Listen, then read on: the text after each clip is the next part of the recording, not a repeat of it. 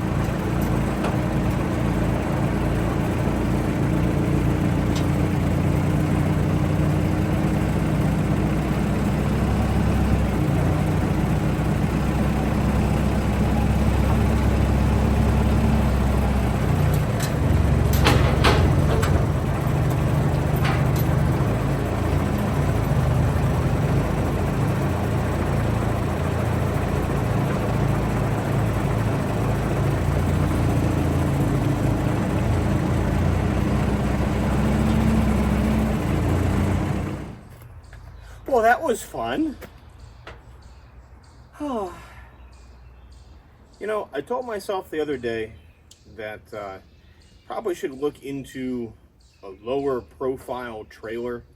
And the kicker with the 9TR is it's missing the extra weight that goes over the engine side of everything.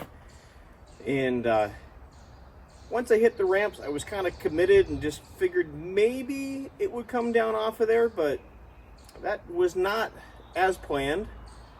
I actually looked at this and it's not bent too bad. It's out maybe a half an inch because the way this was all set up, it was kind of right against the main vertical mast, and then it was bolted to the back side of the whole table assembly here, so that took a lot of the weight.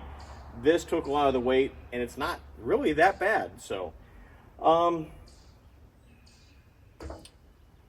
yeah, we'll continue on and get this thing moved over, set up. I got to go back through and check the engine oil. The low engine oil pressure kicked in, so that shut the engine down. We lost a little bit of hydraulic oil, but not too bad. So, it's always exciting. It's never dull. So yeah, from putting this on its face, it's actually pretty straight. Nothing really tweaked there. There's an extra little dimple in it from where this went against the vertical mass. But, oh no.